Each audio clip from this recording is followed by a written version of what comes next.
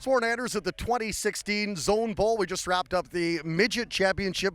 Joe Gluska joining me now from BC Community Football. And Joe, talk about the 3 days of thrilling football. Well, first off, I'd like to say, how would you not like to spend Canada Day watching young kids play Canadian football in a beautiful venue like this? You know, the sun was shining for yesterday and today.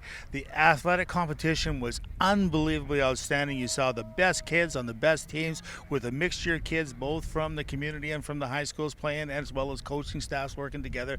It was fantastic. What I absolutely loved was yesterday during the Bantam games, and the North, who had such a small roster but a big cheering contingent, came out there and poured their guts out on the field, and the fans were cheering for him whether they were cheering for him to begin with or not. And it was interesting because a lot of people had underrated them, and they had some very talented kids that will be moving to the next level if we go to the Western Canada Cup or team for the new Canada Cup event in Halifax next year. And we saw that every zone has talented kids, and that's why we put this event on the field, is so that the kids could display their talents. Because when you go to a testing camp and a kid runs a bad day, a 40 or a tee time, you don't understand how they play on the field. Now they get to come out here and measure themselves against all the other kids in their age group in each of the zones. And as a result of that, they can say, no, do I measure up? Am I capable of going to the next level? Here's the things I have to do to improve myself for the next season. So that's another issue. Plus the fact that it gives coaches an opportunity to go back to their areas and say, hey, these are the things we learned. These are some new things that we picked up. Here's how we can look at to make our kids better going for 2017. And speaking of which, you're hoping for another successful event next year. You can't do it, though, without people behind the scenes, the tireless workers that will never get the spotlight.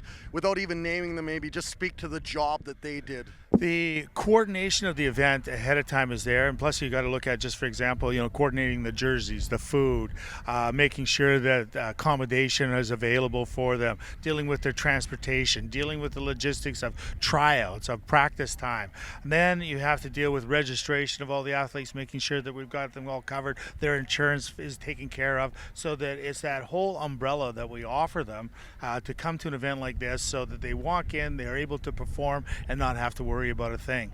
And all of those people working behind the scenes who put in the hundreds of hours, and again, I come out here as the president and I say this and everybody thinks, oh, that's great, but if it wasn't for them, I'm not here, because we wouldn't be able to pull the event off. And they understand it. In many of the issues is what we deal with is the fact that we have to have the financial stuff in place so that they can do their jobs better. And as a result of that, everybody benefits. And everybody knows the more hands you have, the easier job it is for everybody. Take away the presidency hat, if you will, put on the fan hat, if you will, and just talk about how special it must have been watching these young men from the ages of 12, 13 up to 18 showing their stuff and overcoming odds to just put on quite a show. Well, the interesting thing is that I was watching the games, I was saying this was like league championships at the end of the season. This is like the BC championship that they were playing, that quality of football. There's a game 7-6 yesterday. I don't know if there was a fan that wasn't on there, standing up and screaming because it was so exciting, and they didn't have a horse in the race. It was just that the entertainment, the athleticism that the kids put on was so special that you're saying, oh, our game has improved. And we made a big jump because all these kids have tremendous talent. And as a result of it, I'm just sitting there going, how could you not come out here and be entertained? I mean, it was phenomenal. It's Joe Gluski from BC Community Football at the end of the Zone Bowl, a successful inaugural Zone Bowl. It was fantastic, and Corey Philpott was the coordinator from the BCCFA that was the spearhead guy for this, and he did a fantastic job, and we're all proud of the fact that everybody pulled together and had a great event, and it was just spectacular, and he would be our focal point. Thank you. Team Orange the winner, but really the fans and parents the winner on this day.